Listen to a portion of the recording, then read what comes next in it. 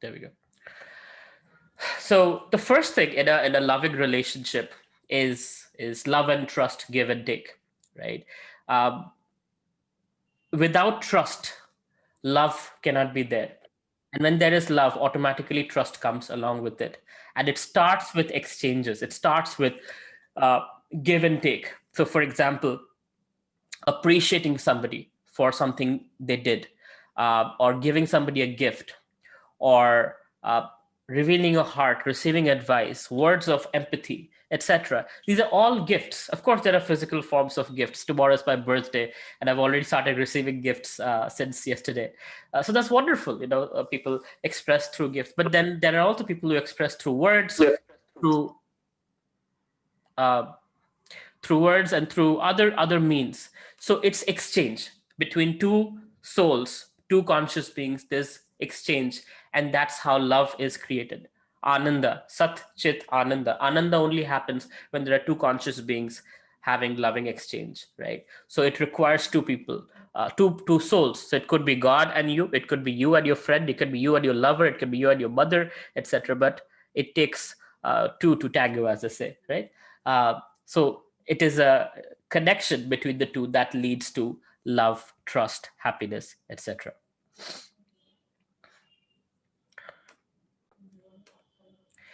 So the currency of relationships, so all the business things that I was talking about, all those things, how did this work there? So relationship is not just boy girl love, it is also loving relationship between business people, between friends, where there is currency involved.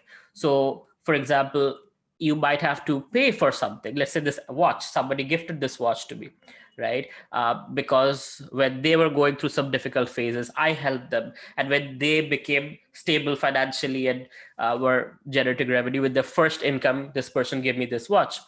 Wonderful, right? So it's a currency of relationship. Now I would have to pay money for this, but it's also somebody who loves you can also give you something. So for example, in certain cases, somebody knows you, so you get the VIP line, versus you're just a common person, you stand at the back of the line, right? So the currency of relationship, just like the currency of money, it can be used in different forms, and it is in use in different forms. For example, a mother's love for a child, it's the closest to divine love. And because a mother cares, that's why a child is taken care of who's completely helpless. If there was, and there are many cases when there is no mother, or there is children are orphan, they go through a horrible childhood, and it's really tragic. Sometimes they die also, right? But a helpless baby has any hope is because there is a wonderful mother and father who's there to take care of the baby. So that's the currency of relationship, and that applies throughout various flavors of relationships. But today we will focus mostly on the conjugal aspect of relationship, because that's what I understand all of you are here for. So we'll cover these things: the fire of lust as defined by Bhagavad Gita, three levels of attraction, how to love unconditionally and become lovable, love and lust between opposite sex, same sex, variations in various forms of love, like gender fluidity and things like that. Again, I got a lot of heat for this, but we'll talk about this anyway, even though these are controversial topics.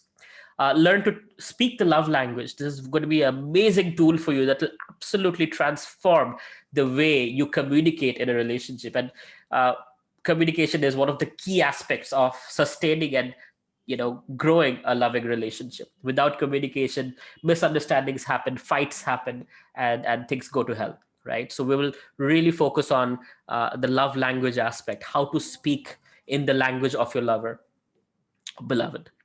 Six exchanges to ignite love and earn trust, right? So when you're meeting somebody, right, like some of you are looking for life partners, or some of you might have life partners, but you don't know how to enhance that relationship. So these loving exchanges, again given in our scriptures, will allow you to take it further, deeper into that relationship, and build more intimacy, build more connectivity between you. And finally, understanding divine love that Krishna has for us, and how we can cultivate that love between the soul, the Atma, and the Paramatma, soul and super soul, Krishna. And there's Q&A throughout, so if you have questions, do keep typing them in the chat section. So we'll start with lust. Let's try to understand this. According to Bhagavad Gita, what is lust? So Arjuna asks Krishna in chapter 3. He says, "O descendant of Vrishni, by what is one impelled to sinful acts, even unwillingly, as if engaged by force?" Now, I'm sure you have experienced this, where you don't want to do something, but something within you is pushing you to do it. You don't want to, you know, you have a deadline to meet, but there is some distraction that is pulling you in certain direction, some addiction that's pulling you in certain direction.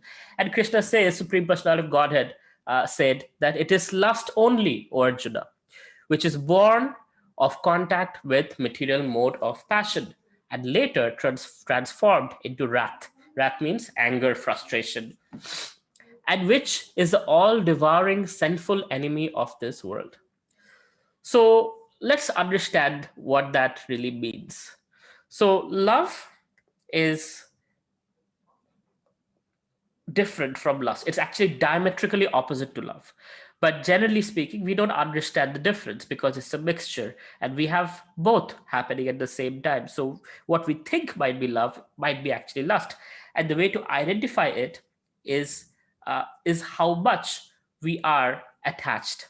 That means attached meaning, so if I am attached to this phone, what I'm going to do, I'm going to make sure that nobody steals it. It stays mine, it stays in my pocket, I have insurance on it, or I'll have a cover for it, or whatever else, right? So similarly, when we are in a relationship, sometimes we find ourselves to obsess over the other person. And the whole idea is, I want you to do this way for me. I want to enjoy you this way for me. I want you to change your behavior this way for me, right? So who's at the center? Can you type in the chat? I want this to be a little bit more interactive. I don't want this to be just a radio show. Who's in the center in this kind of a relationship? Me, right? So when it's you in the center of the relationship, it is lust. That's the way to identify it. I want to enjoy you. I want this from you. I want you to behave like me. I want you to talk to only my friends and not your friends. I want you. All of this is the indication of lust. In a subtle sense, like there are depths of lust, right? In a gross sense, what is lust? It's basically bodily attraction. It's just I'm attracted to your body, and when your body becomes useless, or I'm used to seeing you a few times and I want something new, people move on. I had the fortune, or yeah, it's I should say fortune, of being mentored by a lot of billionaires, and each one of them have more than one wife, one relationship, and some of them are 60-year-old with 20-year-old wives. You know, it's very common. Why? Because the relationship, there is no substance to it. It's purely superficial, and as a result, when things change, your love moves or your lust moves on to something else, right? So it keeps moving. So it's very superficial. Love is something different. So I'll explain this through analogy that will help you understand this better. Very, very clear, right? um, Trump's fourth wife, look where the umbrella is for Trump, how he's holding it and how Obama is holding it.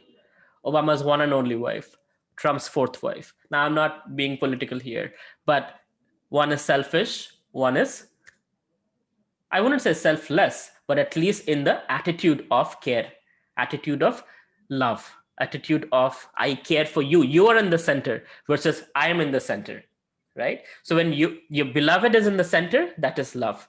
When I am in the center, that is lust.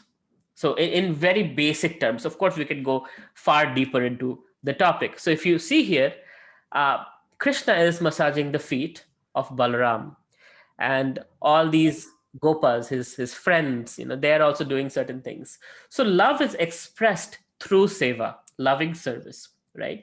One can say I love you, but one's actions might not showcase that love, and that is hollow. So when you love someone, you express that not only through words. Words is definitely one way to express it, but also through your actions. And that in Sanskrit is called seva. So, for example, many of you might have grandparents or parents. So what do? You give them gifts, you offer respects, you touch their feet. You might have a dog, you take care of your dog, take it out, no matter how cold or how hot it is, you'll take out your dog, right? If you have a car, you're washing the car, cleaning the car, right? When you buy a new phone, many people I have seen, they like, they'll clean up the phone because it's new, and there is that aspect of, so whatever we love, we want to serve that, right? There is a service, and that is how love is expressed. A lot of times we fail to see that. And in lust, it is about, what are you doing for me? So we see fights that are happening between couples, or any relationship. It is all about expectations, that what are you doing for me, rather than what can I do for you, right?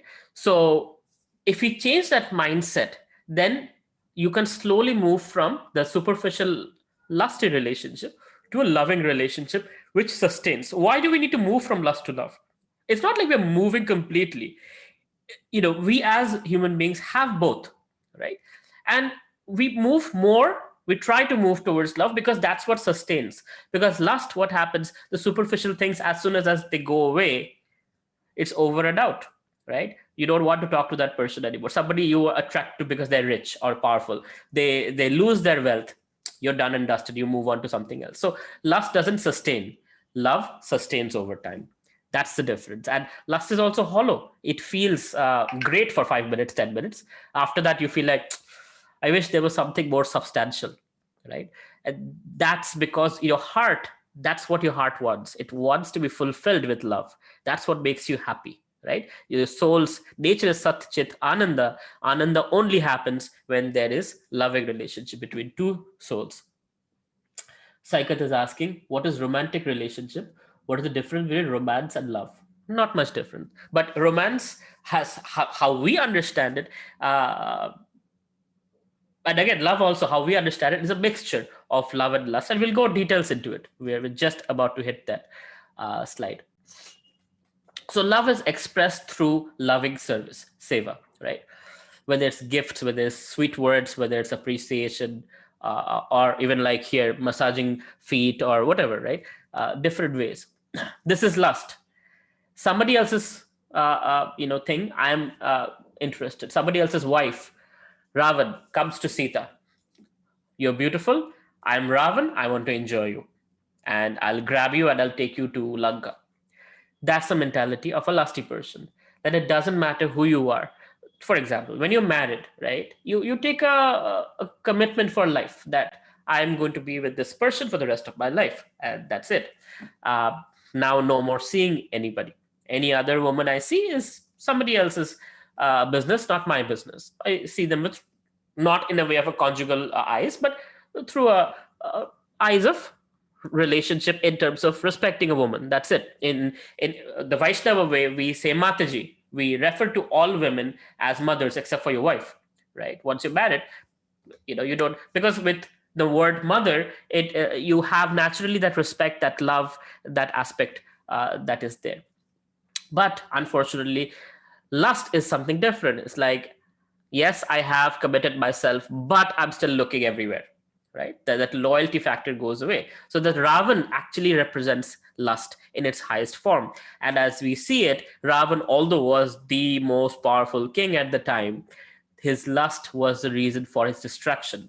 And if you look at it, all these big dictators, all these big politicians, or people who fall down, one of the biggest reasons is lust. Even these so-called gurus and godmen and whatnot, you find them in getting into rape cases and whatnot. They get followers and leader, they become this, people are worshiping you, and they get all carried away, and then they fall for the biggest trap of Maya, which is lust, and fall down. So 3 levels of attraction. Again, I'm using Trump. Please don't mind if there are any Trump supporters here. But 3 levels of attraction, and it is different according to the gender identification. I'm not saying gender by birth, but how you identify yourself as a gender. Sometimes it might not be the same thing, the physical gender and the gender identification. So according to Srimad Bhagavatam, men are attracted by the physical form of the women, right? And women are attracted to the emotional aspect of the man. The spiritual is very rare, right? That's generally doesn't happen much, but generally the physical and the emotional is what. So for example, if you see some guy who really sings well or plays the guitar, a woman, no matter how that person might look, might get very attracted, because that's how, according to Srimad Bhagavatam, women are attracted more to the ability of the man than the physical form. Of course, physical form might be important to certain people, but you will always see, like in Donald Trump's case, what does he have to attract Melania Trump? Of course, one of the things is he's rich, powerful, famous, and all of that. And that, even though he is like 70 years old and she's much younger, much prettier, there are so many such examples where you will see that a very ugly looking man with a very pretty looking woman, and the reason is either the man has some qualities or some abilities or some things that attracts. So for women, it is the emotional aspect. It's the beyond the physical aspect that the woman is attracted to, and a man's case, it's the physical that is the most attractive thing, and secondary might be emotional things, right? Now again, it's not generalistic. There is a lot of fluidity within a permutation of combination of who we are, and accordingly we see the world. But generally speaking, this is the case. Now, for example, if you are a woman who has the mindset of a man, so you might find the physical form of the other person a little bit more attractive than the emotional aspect, right? And so there is this combination of permutation of it's not like black and white. Gender is not black and white. There's combination that people have from extreme this, extreme that, to the gradient in the middle. But man, physical, woman, emotional, and then comes the spiritual aspect, which is very powerful but very rare. Because if you connect with somebody on the spiritual level, then it doesn't matter how the body changes, because the body is changing. If you're attracted to, because most of you are men, over here, so I'm just sharing this. If you're attracted to the physical beauty of the woman, right? Tomorrow, when she changes from being so beautiful to not being so beautiful, will the love be still there? Not necessarily. So it's important to cultivate a spiritual connection beyond the first initial levels of compatibility and whatnot. So what is that spiritual connection? And that is where the Bhagavad Gita aspect is most relevant, because at the core of who we are, the eternal unchanging self, the Satchid Ananda form, is the spiritual conscious being that is never born, that never dies, that never changes, that doesn't get old, unlike the body that gets old, right? So spiritual connection is what I'm going to talk about here on as we go through. I just want to stop and see, are there any questions till now? Anything that is not clear to you that you want clarification? You can type in the chat section. Moving on. Oh, there is a question. Let me record this. Attachment is an indication of lust, because attachment means you are again depending on this person. You want this person to be your way. So that's a material attachment, that I want you to be in a certain way. That's my expectation imposed on you. Versus detachment is, you are who you are. I love you unconditionally, regardless of who you are and who you want to be. I don't want you to change. I am here as, here to serve you, to love you for who you are. Dr. Pooja is asking, can you explain spiritual attraction more? Sure, I'll go. So there are slides for that. I'm delving there. Before that, I wanted to just see if you guys have any things that are unclear. So this happens, right? So there's a combination of lust and love between individuals. So there's a part of us that is selfish. There's a part of us that is selfless. There's a part of us that's caring for the other person, the part of us that wants. So it's a combination, and that is the reality. So no point beating up ourselves like, oh, am I lusty? Oh, am I loving, and measuring and all that. This is just a reality. Um, and we have always known this as the form, but then there is this aspect also. There are various, but again, all of this variations that is there in loving relationships is based on how you see the world, how the soul, the spiritual being, is having the human experience, where you think you're a man, or you think you're a woman, or you think you're rich, you think you're wise. And these filters of the mind, you see the world through these lenses. For example, if I was wearing sunglasses, right? A green sunglasses, I would see things in a green tinge. So similarly, if I see the world through the lens of a man, I will see things in a certain way. I might like football, I might like sports, I might like uh, uh, cars, I might like certain things. If I'm a woman, I might like shopping. I'm being very, very stereotypical. Please don't mind me. I'm just giving general examples. So I'm, as a woman, I might like to like clothes, I might like to have makeup or whatever else. So as I think who I am, I see the world around me, and that's my perspective. That is the conditioned nature of us in this material world, having a human body. The kind of body and mind that we have, accordingly we see the world, and accordingly we take action, and we get reaction, action, reaction. And this is called karma, right? So we act based on who we think we are. But regardless of our karma, regardless of kind of the body we have, we can see here, like in Arjun's case, it's not new, right? Having gender fluidity. Arjun became Brihanala for 1 year when they were in Agyatavas during their banishment that they were in. Or in case of Amba, she took revenge on Bhishma Dev as Shikhandi, and as she in a man's body was present, Bhishma Dev did not throw any arrow, and Arjun was able to defeat Bhishma Dev because of her, him, however you want to say. So now, in those cases, they chose those. In our cases, it happens through karma. Certain things we must have done, and as a result, we are born in a certain mind and body. And psychophysically speaking, we have different forms of attraction. But it doesn't matter. Krishna is saying, Om Purnamaha Purnamidam Purnat Purnamudachyate Purnasya Purnamadaya Purnam Eva Vashyachyate. So the Supreme Personality of Godhead is perfect and complete.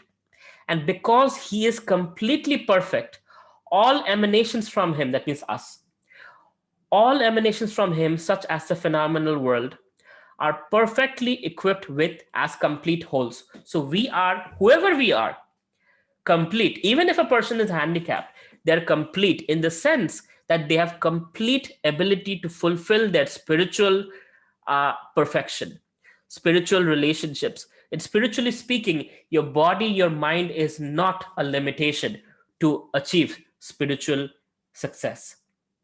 So, because your body and mind is not who you are not this body, you are spirit soul, part of the divine supreme Lord, right?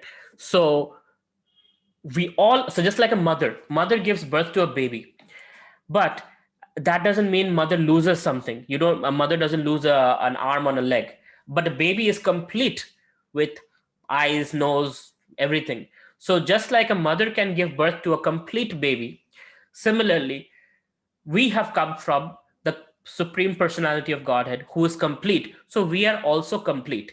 We have all abilities to sustain ourselves, to find our life's purpose, to love, to be in loving relationships, and to engage in ways, take choices, make choices in our lives so we can achieve our spiritual perfection. Because he is complete whole, even though so many complete units emanate from him, he remains complete and balanced. So Krishna doesn't lose his identity because of us coming out of him, right? We are complete, and Krishna also remains complete. And this is real love. This is the real understanding of spiritual love. So if you see here, this is Krishna having relationships with each and every living entity, whether it's his cowherd friends, whether it's the gopis, whether it's the calves, the cows, the trees, the peacocks, the parrots. With every living entity, Krishna is having different forms of relationship, but there are different flavors. The flavor of relationship with the gopis is different than the flavor of relationship with the cowherd boys, for example. And this is called rasa. So there are 5 kinds of loving rasa.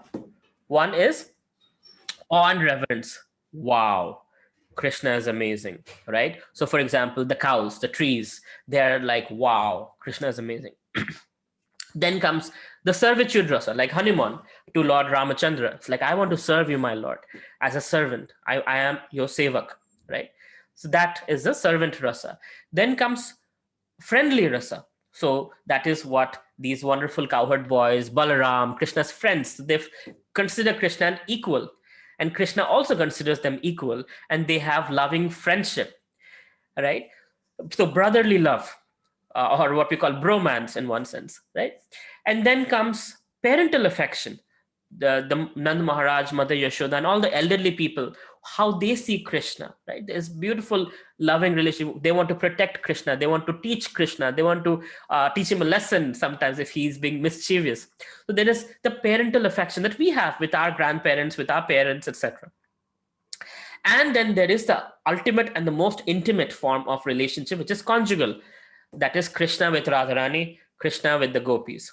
So if you look at our lives, we also have that. Like some of you are professors, some of you are doctors, some of you are entrepreneurs. So your students or your employees, they might look at you, wow, how does she do that, or how does he do that? They're so amazing. So that's awe and reverence, Aishwarya Bhav.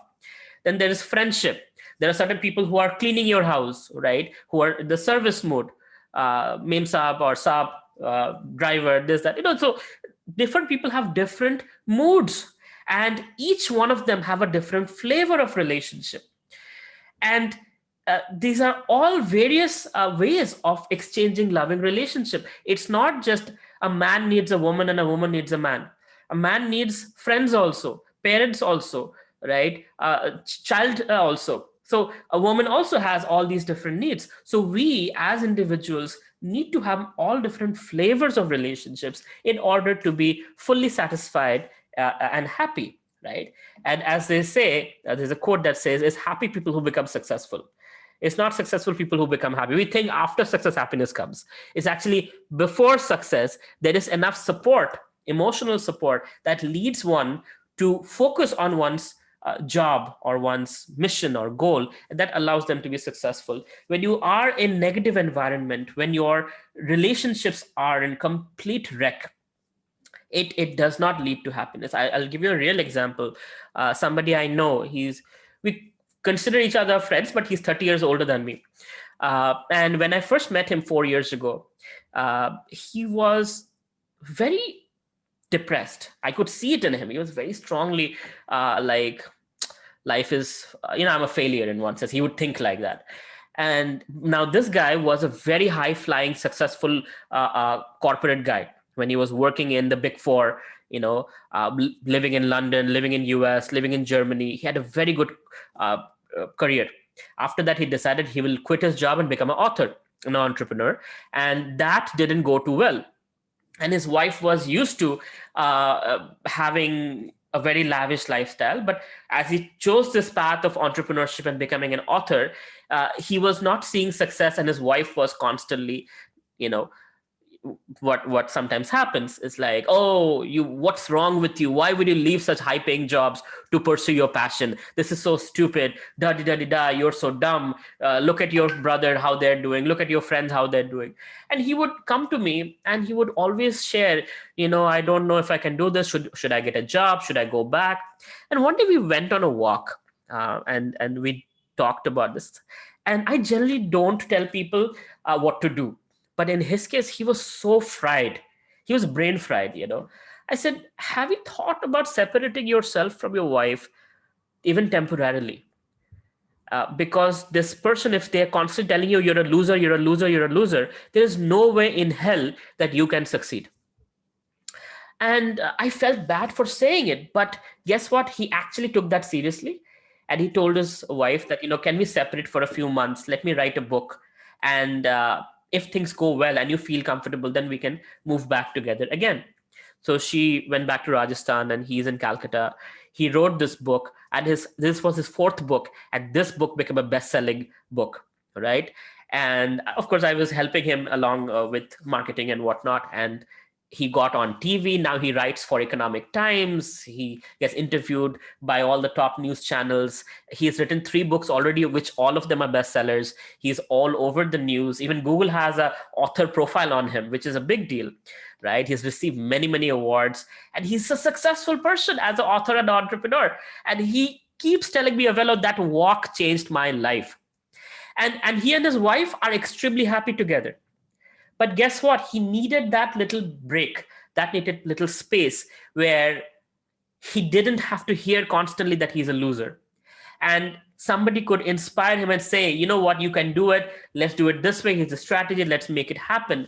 And that was my role in his life. And together, he was able to skyrocket. And now his wife is happy that, okay, my husband is not a complete loser. He was successful in his work. Now he's also successful in his passion that he's pursuing. So the point is, you need to be surrounded by all these different Russes. Like, in his case, I'm a friend, although 30 years younger, but still a friend. And he needed that friendship, and for a little bit, not have the negative effect that his wife was having on him.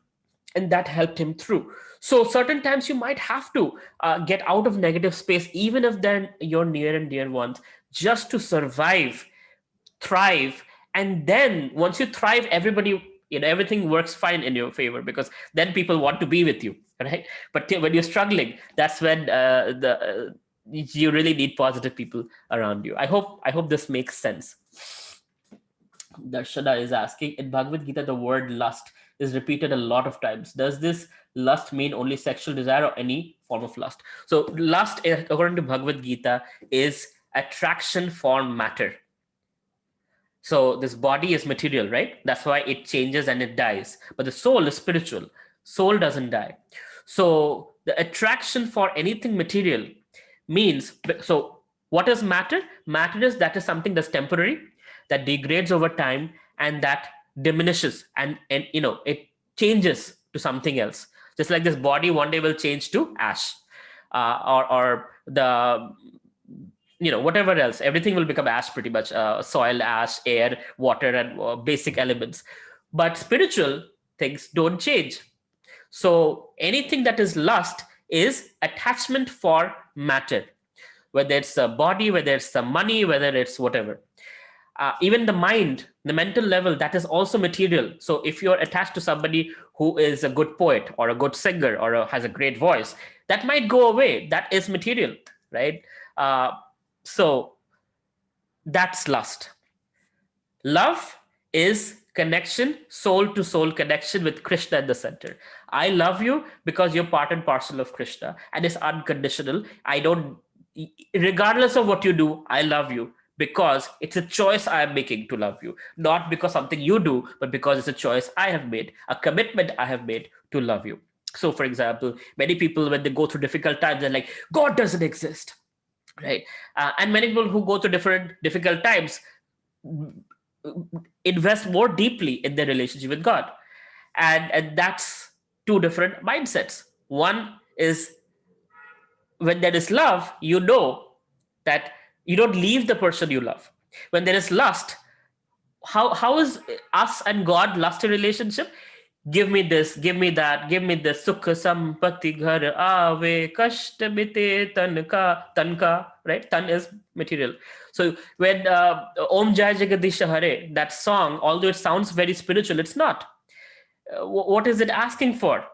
It's asking for money, wealth. It's asking for health and all of that. That is all important. I'm not saying it's not important. But if God stops giving you that, suddenly there is a problem. Then what happens? God doesn't exist. Well, how can God do this to me? And that means you have had a lusty relationship with God because it's a business relationship. It's give and take. And it's not love and trust. Love and trust means, yes, I'm going through this. I trust Krishna that he will take me out of this situation. And there's a need for this situation. And something that is good is going to happen because of this bad situation, right? When I came back to India in 2016, It was shocking for me. It was like, oh my God, my whole life is there in the US, car, house, friends, everything. I grew up there. And being in India, I was like, what do I do? How do I, even connecting with people was so for difficult because there were so many ways of thought process that is different and everything. Uh, but I knew there was something good Krishna had in mind. And thank God, the things I'm able to do in India, it's mind blowing. And I always wanted to do it. And in the US, it was more about business. Here, I'm able to do spirituality, business, charity, public speaking, mentoring. I mean, I do so many things and I'm so happy. The point is, the beginning was very, very difficult. But once I figured out things, it was the best decision I made to come back to India. So the point is, we all go through these situations that look difficult, and we don't know what is ahead in the movie. But just know that the movie director is by your side. That's Krishna. So have the prashadam popcorn and just trust him. There is this difficult situation. Happiness is coming, and something very good is going to come out of it. And what you can do in a difficult situation is deepen your love and trust with your creator, so that when the good times come, you don't get swayed away. Oh, party time, haha, and I don't need God anymore. But rather, thank you, Krishna, grateful for this. Let my love not deviate from you regardless of the situation, right? That's the spiritual connection, that in difficulties actually are better situations to deepen that relationship. So when good times come, you don't get proud, you don't get puffed up, you don't get flown away, but you stay grounded. And when you stay grounded, you succeed more. When you stay grounded, you succeed more. When you get puffed up, you become blind. When you become blind, you can't see what's changing, what's going wrong around you. And when you can't see that, that's when you start losing against your competitors. You start losing sight of changes, and eventually you become like Nokia, right? Nokia had the pretty much 90% market share of the phone market. Apple came, iPhone came, Nokia was like, we are the best, we don't have to change for anybody, right? And guess what? Very quickly, Samsung and Apple took over, and Nokia was dead. And the CEO is like, I don't know what I did wrong.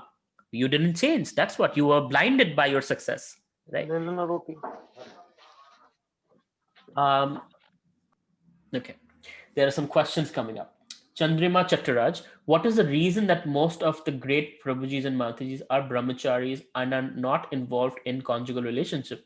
Is it because they want to focus completely on one? That's not true. Most 96% of devotees are actually grihastas. But the people you get to see most are saffron-clad monks, and that's a very small minority, 4% or so.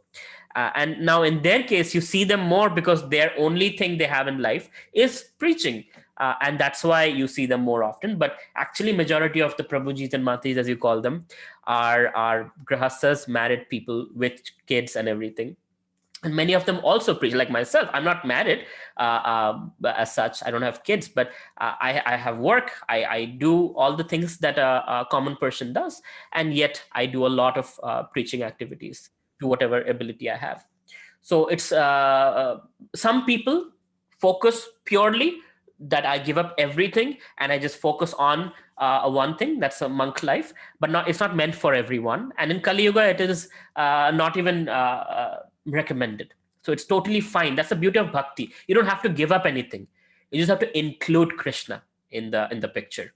Once Krishna is in the picture, your relationship, your wealth, your intelligence, your abilities, your career, everything can shine. Just like watering the root of a tree, right? When you water the root of a tree, even the last twig gets that water.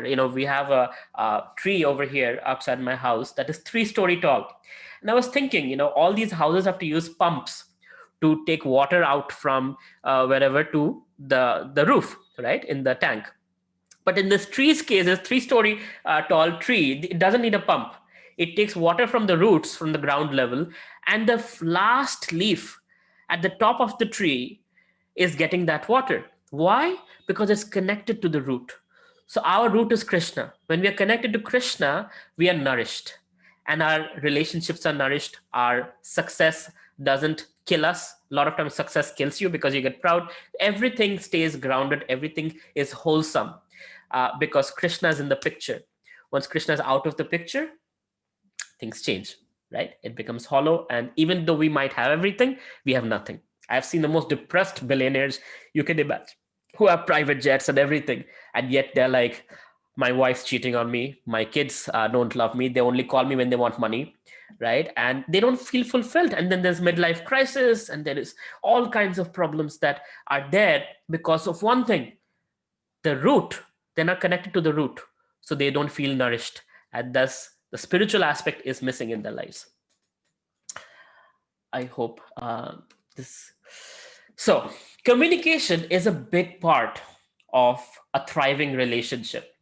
Often we don't communicate clearly, and as a result, we are not, even if we love the other person doesn't feel loved. And men are much worse at it. Let me just be honest about it. So here, there's a very beautiful story that's happening. If you see the lady down there, she is Aditi. Aditi is the mother of the Adityas or the Devatas. So she's the mother of Indra. From Aditi came the Devatas, and from Diti came the Daityas. So in one case, what happened was uh, Bali Maharaj, he had taken over the heavenly realms. Although he was a devotee, but he was from the Daitya aspect. So he conquered heavenly realm, and Indra was dethroned, and Aditi was in great distress. And she asked her husband that, my dear husband, Kashyap Muni, that please tell me how I can solve this problem. He said, only Lord Vishnu can solve your problem.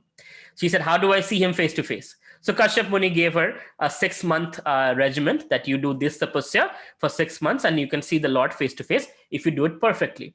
And being a loving mother, she did the tapasya amazingly, and at the end of it, Lord Narayan came face to face. Right? That's this beautiful picture that you see. Now, why I'm sharing this is, when Lord Narayan came, Aditi was, wow, this is God, right? Of course, he's so beautiful. When you see him face to face, you basically become speechless, But Lord Narayan understood and said, "Oh, my dear Aditi, it must be so difficult for you to knowing that Indra is dethroned, what he must be doing, what he must be eating. You must be in a lot of stress." And Aditi is like, "Yes, my lord, I'm in a lot of stress. Please help my son. Please put him back on the throne somehow. Please, also have this desire seeing you. Please become my son." So Lord Narayan then takes birth as Vamandev, like one of the avatars, 10 avatars. Vamandev is one of the avatars. So he appears in Aditi's family as Vamandev, and then slowly restores Indra, and of course takes care of Bali Maharaj also. So Bali Maharaj is supposed to be the next Indra, just in case you wanted to know, because he's a devotee.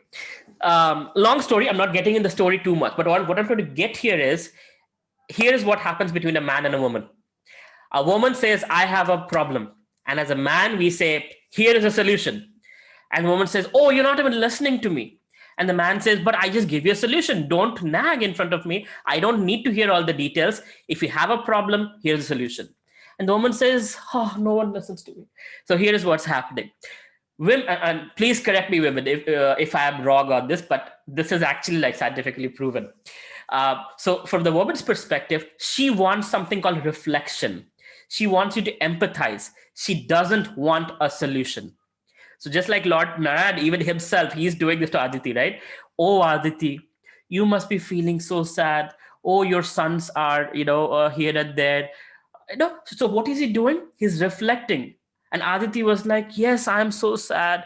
You understand me," right? So when a woman is complaining about someone, don't give her solution. Reflect back the same words she's saying and make her understand, or rather help her perceive that you care and you're hearing her. That is so important. We as men don't understand this. Women don't need solutions, they want empathy. Okay, if you do this one thing, I tell you, so many of your problems, your spousal problems, will be solved, right? And trust me, I have been doing this with a lot of women I know, and it works like magic. When somebody comes and says, here's a problem, I said, oh, that must be so difficult. So how do you think we should resolve it? And they know the solution. We think as men, we have all the answers. Women actually know the solution. It's not like they're stupid. They just want some support. So here, as you support, then they'll be like, well, we can do this and we can do that and we can do this. Like, okay, is there any help you need to make that happen? No, no, no. I just wanted to vent my frustration. Okay, I know, I heard you, and that's so sad that you're going through this. But you know what? I'm here with you. Let's do it together. That's the kind of support a woman wants. So if you're a man, please, please try this, and you will thank me for the rest of your life. I promise you. I hope I didn't offend anyone, but this is like real life realization. It works. But even there is more than this to the man-woman communication. And that, now this is not Bhagavad Gita. I'm just giving you a tool that is coming from a psychologist who's extremely celebrated for this particular theory that he came up with, which he calls the 5 love languages. It's a book. You can actually read it if you like. It's called the 5 love languages. So according to that, now this is not Bhagavad Gita. I repeat, this is just psychology. And again, this has worked wildly successfully. So different people, man or woman, have different ways of perceiving love, right? So somebody feels loved when there is a word of affirmation. That means, you are awesome. I love you. They feel loved. For others, the words don't matter. What matters is expensive gifts. You give them a gift, they're like, oh, wow, this person really loves me. For others, it's an act of service. Certain husband-wife cases, when a husband cleans the kitchen while the wife is cooking, she feels loved. Or husband cleans during lockdown. This happened between a lot of people, I'm sure, right? Does work around the house. The wife feels loved. So act of service. Or the wife takes care of the husband when he's having a difficult day. She comes and massages him, or just does something, cleans up the desk or whatever. Husband feels like, oh, she loves me. Quality time. Sometimes you just want to be with the person, watch TV together, or go to a sporting event, or whatever it is, right? You just want to spend quality time together where there's both parties giving full attention to each other, or at least holding hands or whatever it's, but it's time, right? And then there's physical touch. For example, I'm a guy who's all about physical touch. I love hugs. When somebody hugs me, I feel loved, right? So for me, that is how I perceive. Now, what happens is, in different people's cases, so for example, for somebody who loves to have quality time, if you give them physical touch, they'll be like, yeah, that is nice. I don't like hugs, but at least spend some time with me. When is the last time we watched a movie together? When is the last time we had a conversation together without you looking at your phone, right? Etc. So you have to identify your lover's love language. Only then you will be able to help them perceive love. And this happens all the time, where now in generally in a man's case, we think again that if both parties enjoy sex or touch or whatnot, that means that the love language is physical love. Not necessarily. Sex is somebody that is universally everybody is attracted to. That's not the physical touch. The physical touch is like a tap or holding hand or a hug or a tap on the shoulder, right? It can be even between friends, right? Brotherly kind of hugs or shaking hands and whatnot. So physical touch, like if you see football teams, this is actually a psychological research that is done, that football teams that touch each other and before they get into playing and have that camaraderie, they have certain hormones are secreted in the body that makes them more focused, and everything else inspires them, right? And versus those who don't have physical contact tend to be less cohesive as a team, less team spirit is there. So physical touch has a very important role to play. So does time, so does acts of kindness, etc., etc., affirmative words. Now what happens is, if I am speaking my love language and you're speaking your love, so one of the people I know, so this is what happened. It was a love marriage. They madly love each other until date. It's been, I think, 25 years, and they still love each other like crazy. But initial days of marriage, after getting married and living together, what happened was, when the husband would get sick, he wanted attention, he wanted quality time, and the wife would not come near him. She would give the food and everything and go away. And when she would get sick, the husband would come and take care of her and massage her feet, or be like, I'm there for you, I'm not go to office. And she's like, why are you doing this to me?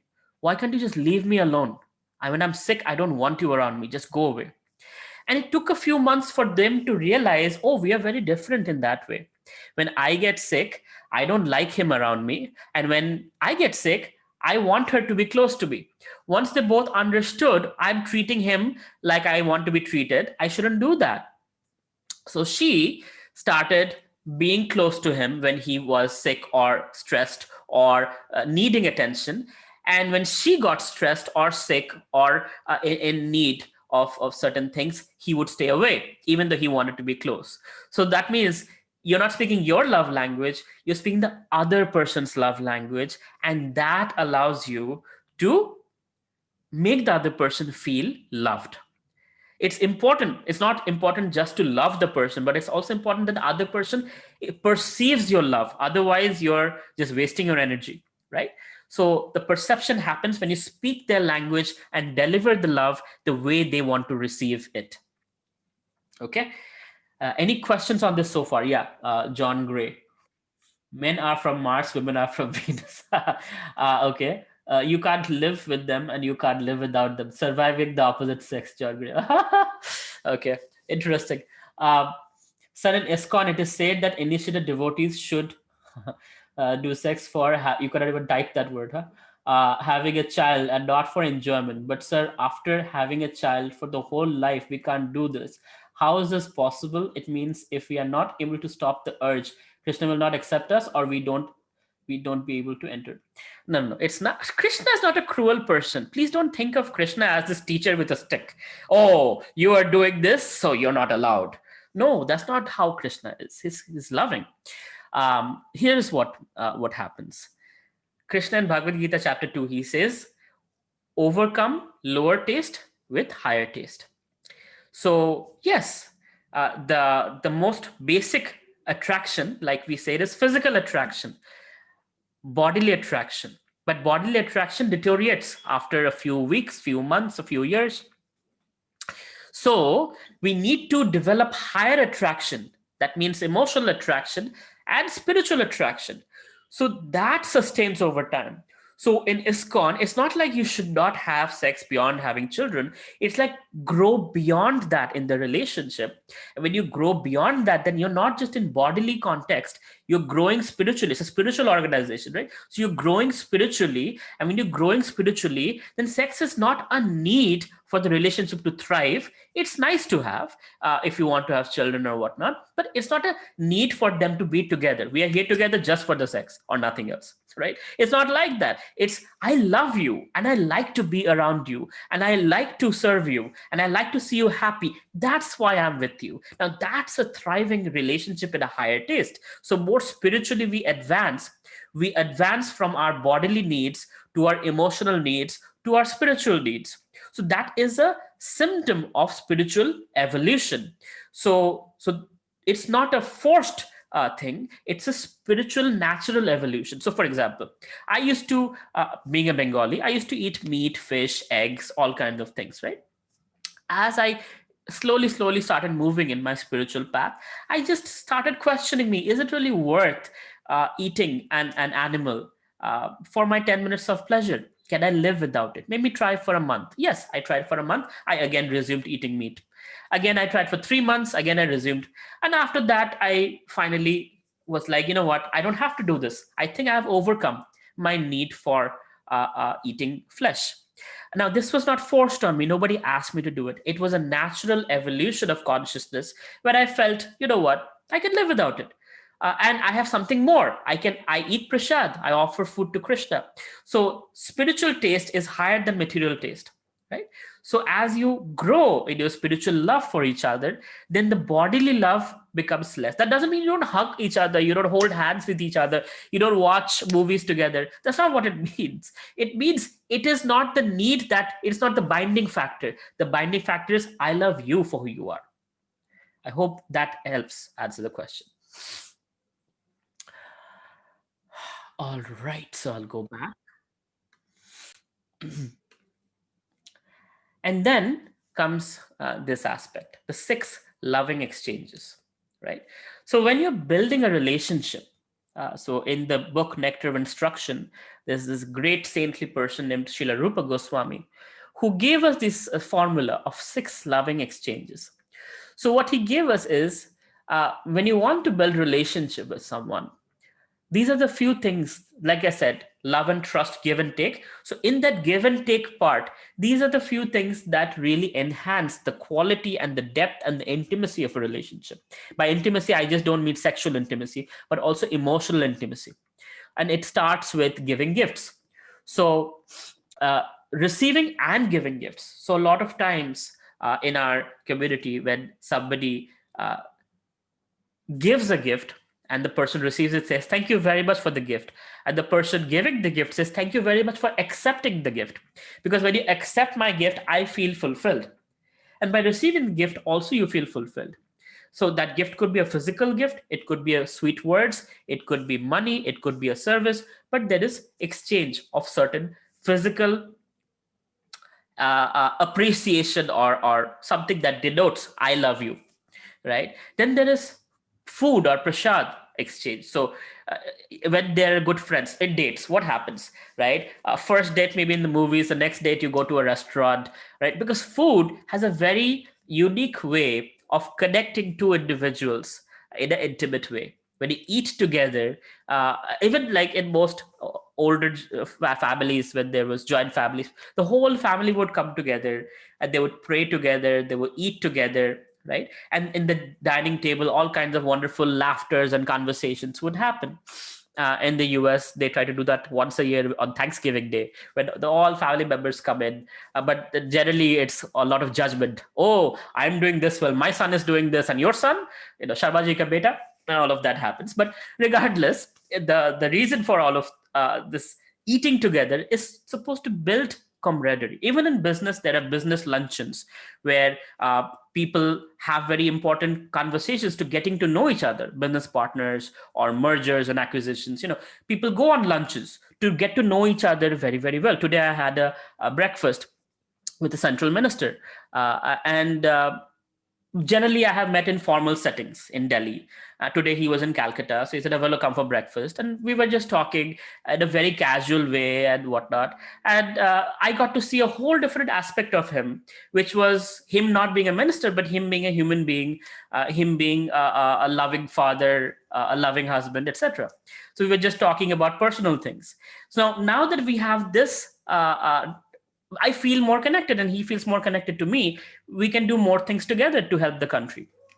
So the point is, food has a very unique ability. So giving food or receiving food has, so we give sweets and whatnot, right? All of this has this principle in mind. It enhances the intimacy of a relationship. And the last exchange is that you don't do with everyone. You do it with one or two people that you absolutely trust, is opening your heart and receiving advice, right? Now, unfortunately, in today's world, we have a lot of motivational speakers, a lot of so-called gurus, babas giving free gyan, and we listen to all of them and get confused. And that's not recommended. What is important is, just like in a Gurukul system, there is one guru for all the students, and they grow up with that guru and his wife, and that's where the connection is, and they share their heart, receive guidance, and they get guided in their lives. So similarly, I mentor a lot of people. My mentor, yeah, he has me, and with him I share a lot of my problems, and my mentees, they share a lot of their problems with me, and it's completely confidential. And uh, the the guidance that is given is from Bhagavad Gita.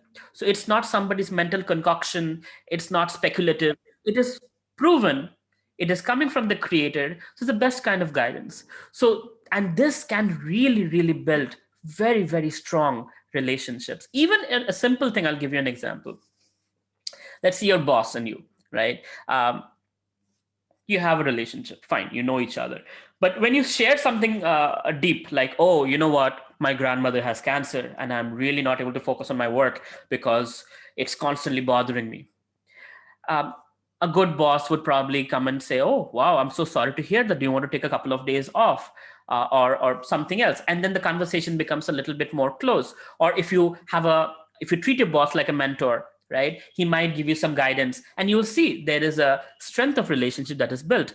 Sometimes it's parent-child, sometimes it's mentor-mentee, boss-employee, etc. Right? But regardless, wherever there is revealing the heart, sharing secrets, and receiving advice, it is a very powerful form of bonding, right? Just like in a boyfriend girlfriend situation also, right? There is sharing of secrets. You can try out this article that came out in New York Times many years ago with the 35 questions.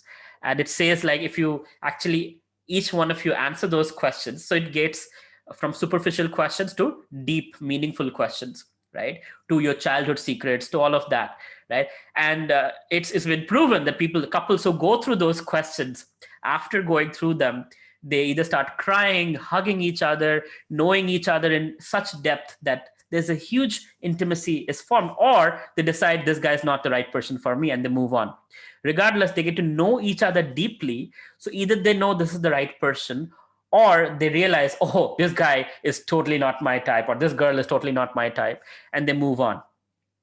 uh, what's happening there is the same principle. Those questions help you reveal your heart, receive guidance, and as a result, you're able to understand each other more intimately.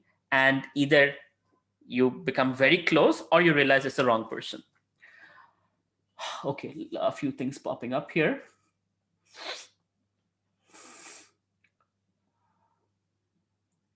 Kunal Anand. Sometimes when I try to follow my love, I get nowhere.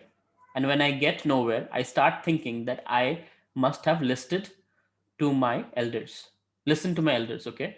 Was my love weak, or I was weak to love, or I can't love? What your views on that? So, Kunal, what's happening is it's highly likely it's a combination of attachment and a hollowness that's in your heart. You're trying to fill that void, right? And we'll get there. So when somebody who is feeling a lot of hollowness tries to love someone, all they're trying to do is quench their thirst, and the other person feels ripped off. Other person feels like, oh my god, there's too much baggage that this person carries, and that's what leads to kind of the feeling that you're getting. So, first, it's important that you feel fulfilled. And as a complete whole, you approach the person you want to love. That way, you are able to give rather than just take. When you're able to give, and it has to be exchange, equal exchange, that's when both parties feel fulfilled and nourished. Otherwise, it becomes exhausting for one side, and the other side is just trying to quench their thirst, and it becomes very defeating. So it's not about you're not able to love. It might be that your relationship with one of your parents or grandparents or something that has left you unfulfilled within, and that unfulfillment is coming in to your conjugal relationship. And unless you fix that issue, this issue won't be fixed, and you will not be able to give yourself and enrich the relationship the way the other person would like it. I hope I'm making sense. If not, we can have a one-on-one conversation on this and we can discuss this. Naresh Natha is saying, very small write-up on a real lovers, your impression.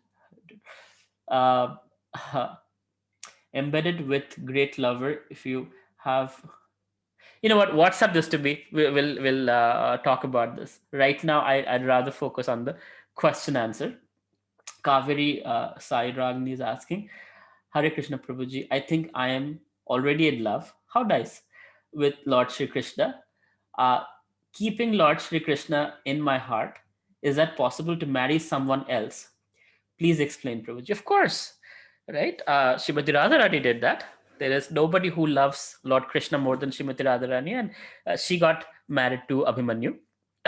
So absolutely, it's possible, uh, and that is the real truth. Really, the perfect love is not possible in this material world because by default, it is already with Krishna. Whether you're man or woman, you're Prakriti, and he's Purusha. So anyway, the real love is there with Krishna.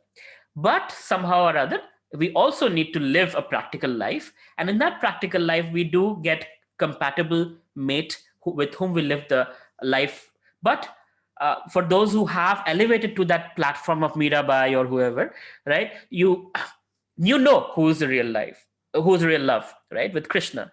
And also you're able to, because you love Krishna, you can love all Krishna's creations, right?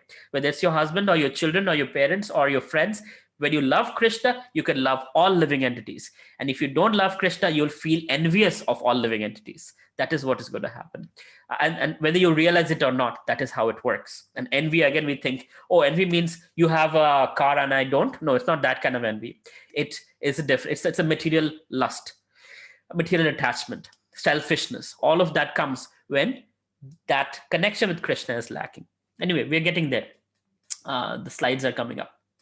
So I hope the 6 loving exchanges is clear to you, that these are some ways that we can. So when we want to build a relationship, if you give a gift to someone, if you are, taking somebody out for dinner or lunch, or sharing your secrets, these are ways to build very close, tight knit, intimate bonds, whether it's business, friends, or loving relationships. Because here is what's happening. The nature of our soul, and that's called dharma. Dharma is not religion. Dharma is the nature of the soul. And every living being's dharma is, the most fundamental need of every living being is to love and be loved. That is who we are designed to be. That is how we are, right? So whether it's some people love their dogs, some people love their cows, some people love their children, some people love their lovers, or whoever else, right? But to love and be loved is the most natural condition of the soul.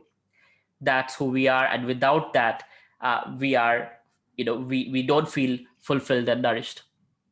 So what I'm trying to say here is, the hollowness of the heart, when we don't feel this happiness, is because we are lacking the relationship with Krishna, that is divine love, spiritual love.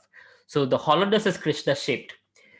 It's like a jigsaw puzzle. You try to put anything else here, it doesn't fit in so well. You put Krishna here, it fits perfectly. When you're connected to Krishna, then you can be fulfilled from within. You don't need outside, help. But you still want to exchange loving relationships, and that way you're able to give and not just take.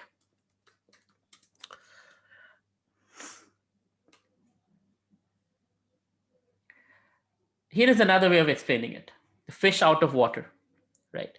What happens when the fish is out of water? If you give the fish a lot of wonderful ice cream and this and that, the fish will not feel fulfilled.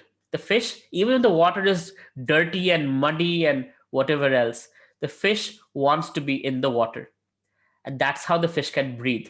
Similarly, we as living entities, when we are in spiritual connection with our spiritual father, that's when we feel fulfilled. That's when we feel happy. And with that in mind, we can make others happy. But if that is not there, no matter what, how many thousands of people, followers we might have on Instagram or whatever else, we will always feel the void in the heart that is Krishna. So connect with Krishna and you will be fish in the water. And when you're in the water, when you're in your element, you can make yourself happy and make others happy and be in fulfilling relationships. How does Krishna see us? So this is a beautiful picture that I personally relish a lot. And what is happening in this picture is Krishna breaking his promise. Krishna had promised both the Kauravas and the Pandavas that I will not fight this war. I will not fight this war. I will uh, just be helping in advice. So Arjun said, Krishna, I want you on my chariot. As long as you're there, I am fully happy. And Duryodhan says, Krishna, I don't want you. I want your army. I want your army on my side. And Krishna had a very, very amazing, invincible army. So Arjun, so again, just see lust versus love. Lust is, I want what you have. Just like Ravan, I want Sita. I don't want Ram. I want Sita. Similarly, Duryodhan was, I want your army. I don't want you. Arjun was, Krishna, I want you. I don't care about your army. So what happened? Arjun was in the chariot. Now he speaks the Bhagavad Gita. Then they are fighting this war. And Krishna does not pick up any weapons. But one fine day, Bhishma Dev becomes extremely ferocious. I'm not getting in the background story, but he decides, I am going to kill Arjun today. It is Arjun's death day. And he's going on throwing arrows at Arjun, and Arjun is, decimated, totally, he's not able to keep up. In fact, Krishna stands up in front of Arjun to take some of the arrows himself, and Krishna is bleeding, right? Now, of course, that's a whole different story. Krishna and Bhishma Dev have that relationship. It's called chivalry rasa. Their flavor of love is by fighting. They exchange love with each other. But anyway, Krishna takes the arrows. And then finally, when Bhishma Dev destroys the chariot of Arjun, this is what Krishna does. When he realizes that he might actually kill Arjun, Krishna takes away one of the wheels of the chariot and he runs at Bhishma Dev to kill him. And Bhishma Dev obviously knows Krishna is God. So he's like, this is the perfection of my life if I die in your hands. So he just surrenders himself. You see, Bhishma Dev, no weapons. He dropped his weapons and it's like, perfect. You break your promise. And, Bhishma was actually, so what happened before this, Duryodhan had kind of said some terrible things to Bhishma Dev, that, oh, you're not fighting with Arjun because you love him. And although you're in my side, you're not doing your job. You can kill him in one day. And Bhishma Dev was like, fine, tomorrow with these 5 arrows, I will kill the Pandavas. And Krishna somehow managed to send Arjun to Duryodhan and said, hey, remember Duryodhan owes you for a favor. Ask for that favor now and ask for the 5 arrows that Bhishma Dev had made a promise on. So in the morning when Bhishma Dev asked for the 5 arrows, Duryodhan was like, sorry, I gave it to Arjun. And Bhishma was like, I do not break my promise. My arrows are gone. Today I will make Krishna break his promise or I will kill the Pandavas. So that's what's happening here. Krishna breaks his promise and he doesn't care that, history will say Krishna is a liar. He takes that thing and he's like, I'm going to kill you. Bhishma is like, great. Now you made me break my promise. So you've broken your promise and I'll be happy to die in your hands. This is the perfection of my life. But Arjun is holding on to Krishna and saying, Krishna, please don't. History will call you a liar. I cannot take that for me. Please don't do it. Right? He's holding on to Krishna. So what is being depicted in this picture is the nature of Krishna, which is Bhakta Vatsal. That to me, Krishna is like, I don't care about anything higher than showcasing my love for my devotee. Right? And same thing, he comes as Narsinghadev to protect Prahlad Maharaj. And that's what Bhagavad Gita says, Paritranaya sadhunam vinashaya dushkritam dharma samsthapanarthaya sambhavami yuge yuge. So Paritrana sadhunam. So those are my devotees, to uplift them. Vinashaya dushkritam. Destroy the miscreants. Dharma samstha. Establish religiosity. Religious principles. Dharma samsthapanarthaya sambhavami yuge yuga. I keep coming back yoga after yoga. So in Krishna's case, first is Paritrana Sadhunam. So those who are devotees, he is a Bhakta Vatsala Lord, right? Even going back to Bhagavad Gita in terms of how Krishna speaks to Arjun. Arjun is in dilemma. And he asking the same question in 3 different ways. chapter 3, chapter 4, chapter 5. And Krishna is so patient. He loves Arjun so much. He's answering the same question in 3 or 5 different ways. Why? Because again, it's his nature as a loving friend, as a loving father. You know, that's he's extremely patient. If you read the Bhagavad Gita, it is not just a philosophy you get. You also get to see how is God and how he constantly, with so much love, inspires Arjun. The most earliest motivational talk is Bhagavad Gita, right? Today we have so many books and whatnot, self-help books. Bhagavad Gita is the earliest, and you see he's constantly encouraging. He said, "You are awesome, Ascharyavat, the soul that you have, Arjun. Right? The soul is a part of me. It's divine. You are, you're invincible. You can never be killed. You can never be burnt. No weapons can cut you. You are awesome, the kind of things you can do." Literally, he says, "You're awesome, Ascharyavat," right? So Krishna is inspiring Arjun constantly throughout the Bhagavad Gita. So you see, as a friend, he's so loving. As a lover with Srimati Radharani and the gopis, he's so loving, right? In all aspects of Krishna's relationship, as a husband to the 16,000 wives in Dwarka, he's there with each and every single one of them. Not like, oh, 16,000, only Rukmini gets to see Krishna. No, he's there simultaneously with all the wives. So Krishna is extremely loving and he's capable of loving each and every creation of this universe and other universes. There are many other universes, by the way.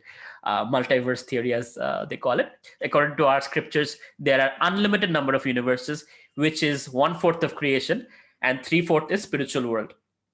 Anyway, not getting there, but the point is, Krishna, not only he loves us, he keeps coming back for us. This Dasa avatar, 10 avatars. Why? Because he's coming back. Hey, you know what, you don't belong here. Why are you suffering here? Your home is in Goloka and Vaikunta. Come back, come back. So he's doing all this Leela, Ram Leela, Krishna Leela, Narsingha Leela, Vaman Leela, to showcase that he's one thing only. I love my devotees. My devotees are everything to me. So I'm inviting you, come back to the eternal life where there is no death, there is no birth, there is no time. Time doesn't exist in the spiritual world. And that's Krishna's invitation, that come back to where you belong, to your home with me, and let's enjoy eternally. Right? That's what the invitation of Bhagavad Gita is.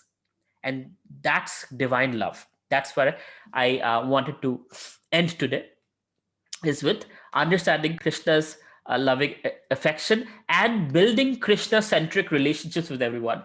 So when you build Krishna centric relationship, that means every person has Paramatma within, every person has Krishna within. So what does that mean? That means there is no reason to not love another person. Now, some people you love from far away, some people you love closely. So those who are envious and hate mongers, of course, you're not going to go hug them. You don't go hug a tiger or a snake. You stay away. But you can always respect and love their existence because there is God within them, right? That's the way to see the world as a student of Bhagavad Gita. Krishna centric relationships. So, this whole thing that we have, religious intolerance, right? Hindu, Muslim, Christian, this, that, oh, my daddy is better than your daddy. It won't happen when you realize it's the same daddy, it's the same supreme father for all of us. And if we can build relationship with Krishna at the center, that means the relationship is seva. How can I serve you? Many of you have called me, and the first thing I say is, Hare Krishna, how can I serve you? And I mean it in the most genuine sense. How can I serve you? Because I see you as Krishna is in you. And I want to make you happy because that's what makes Krishna happy. So my love for you is, how can I serve you? How can I make you smile? How can I solve your problem? What can I do for you? Right? And that's and same thing. So it's not just one-sided, it's also both-sided. Both parties are trying to serve each other. Now imagine a husband-wife relationship or a boyfriend-girlfriend relationship where both parties are trying to be subservient to each other. Husband says, how can I serve you? Wife says, no, no, how can I serve you? Then it becomes about service, seva, not about dominance. Generally in materialistic relationship is, well, how do you get to decide that and not me? you know well, I have the right to do this. I am the man in the family, or I'm the wife, and I have the right for this and the right for that. versus this is my duty and this is how I want to serve you. So there's a different mentality that comes in when you see Krishna in the picture. So Krishna centric relationships are seva oriented, love oriented. And when this Krishna not in the picture, it's lust oriented, where it's not seva, it's what can I get for me. It's me in the center. The other person is there to serve me. When Krishna is in the center, you're like, I'm here for you. What can I do? And you know what? People reciprocate. You might think, oh, the person in your life might be, oh, no matter how much I serve this person, he won't never notice. Now, first of all, learn the love language and serve them in their love language so they can perceive your love. Number two, do it consistently, regardless of the change. Eventually, human beings are hardwired to reciprocate, right? Eventually, they will reciprocate when there's a consistency. You show that regardless of whether you appreciate or not, I am here for you, right? And slowly, over time, the behavior of the other person will change. Even if they're hard-hearted, stone cold, the person will change. That is the power of true love, right? That is divine love. You're doing it not because you want something, you're doing it because that person has Krishna within. That person is a spark of Krishna. And that's where that mood of mentality of service, seva, comes in. Preview regarding same-sex relationship in Gita. Gita doesn't talk about same-sex relationship. But again, Gita is not about details. Gita is about the principles, right? So the principle is, it's not about the body. It's about the soul. So build spiritual relationship, whether it's same sex or opposite sex. It is about spiritual relationship. So from the bodily love to the emotional love to the spiritual love, when that is there, then you can have a thriving relationship. I know extremely elevated spiritual persons who are same-sex couples. And I also know opposite sex couples who are extremely spiritually elevated and have a thriving relationship. But guess what? In most same-sex relationships, things don't last too often, even with laws passing in certain countries for allowing gay marriage and whatnot. You know what? It doesn't last too long. Why? Because it is bodily, it is lusty. And that is not just same sex, it is opposite sex also. Divorces are high in straight couple as well as gay couples. It's just because of that one single thing. Because once you get used to somebody on the superficial level, you want a different variety, you want a different flavor, and you move on. So that's the idea. So Bhagavad Gita doesn't talk about same sex, but it talks about love between souls rather than the lust, which is what destroys everything, right? Naresh Natha Jala is saying, so I did without her response for more than 2.5 years, still waiting for her response. Wow.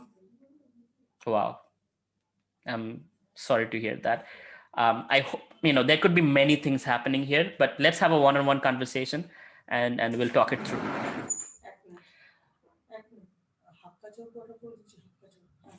I'm loving one engineering college lecturer for more than, okay, 2.5 years. I'm loving so simply that I've mailed messages, more than 1,000 messages without single response, yes or no. Thinking no, negative response from a mature assistant professor is yes. I continued myself in my love, given my whole being, feeling her as my soulmate, making her my soulmate. Have you spoken to her? Maybe messages is something not her love language. She might want you to come up and talk to her. Again, we can have a separate conversation on this so we understand where things are going wrong. There could be many variables in a thing where you might be going, or maybe 1,000 messages is intimidating to her, that, you know what, don't bother me, I'm scared of you because you're sending me so many messages, right? Give me space, let me breathe. It can be a lot of things, but let's have a one-on-one conversation so I can educatedly answer your question. Okay. Amog Karnik is, I am afraid to take a responsibility in a relationship. How to overcome this? How to overcome this? What is the fear factor? So different people have different fear factor. One is like, oh my God, can I really take care of this? Because I have been told I'm a loser. I cannot take care of my dog. How can I take care of another human being, right? Parents are constantly telling me, oh, you're such a loser, you cannot do this, you cannot do that, I cannot trust you with money. And then here is somebody's life I have to deal with. So that might be something that's scaring you, right? Quite possible. So in different cases, it's different things. So again, we can have it on a one-on-one basis, but it generally comes from our own preconditions, our insecurities, things that have been put into our head by our parents or by society or by our teachers, that makes us believe that we are uh, not capable, or we might not be convinced about the other person. And as a result, we are like, I want to still keep looking. I'm not sure this is the right person that I want to spend the rest of my life with. And that's totally fine. You don't have to commit unless you're ready to commit. So don't stress over it. It's when you know the right person, you will be able to commit, right? But also it's important to clear out some of the things that have been put into your head that makes you feel you're a loser, or that makes you feel you're not a responsible person. And those need to be replaced with positive affirmations that makes you understand that you're part of Krishna, so you're pretty much capable of infinite. You can do anything. I'll share one-on-one conversation how you can have with me. I'll be sharing. So again, just few slides left. I'll just finish off and take more questions. So Krishna-centric relationship. This is how you see the world, right? Whether it's a Brahmana, Supreme Lord is situated in everyone's heart, and a humble sage, by virtue of true knowledge, sees with equal vision.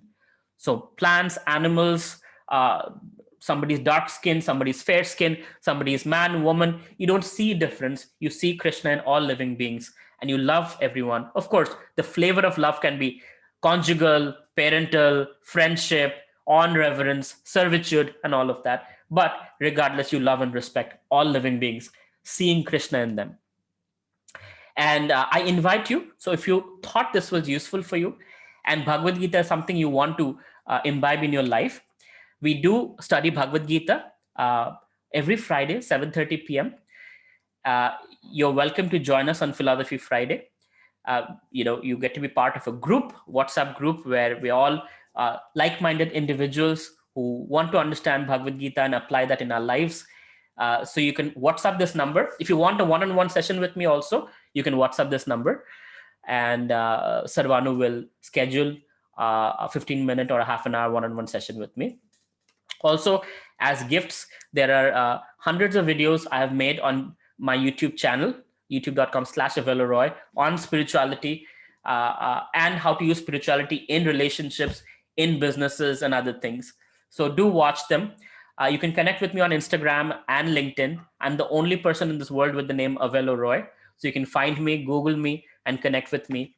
If there's any question that you couldn't ask today and you feel shy about, I'm the most non-judgmental person you'll ever come across. I don't judge people, regardless of who you are, whatever addictions you have, whatever body type, whatever psychophysical nature. It doesn't matter to me, because you are part of Krishna. You are divine as far as I'm concerned. So if there's any way I can help you in any way or form, I'm there for you. So I would highly recommend you come for our Bhagavad Gita classes every Friday. WhatsApp this number and join us. Okay, I'm done. Let's see what other questions you might have.